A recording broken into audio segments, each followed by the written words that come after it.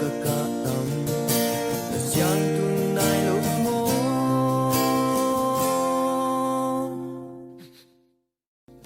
Kim pi gwal den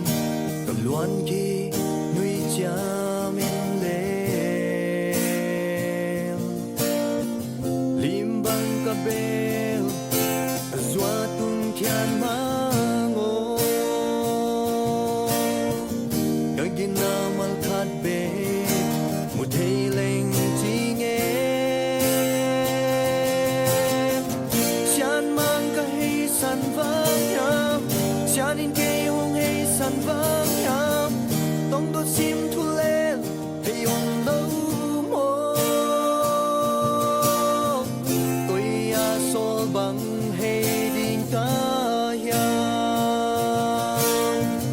zua o na von lung mo loa yam se sumin la kalum de me zolo a siano kakatam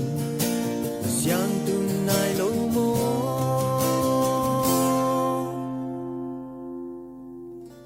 Kim pi gwal den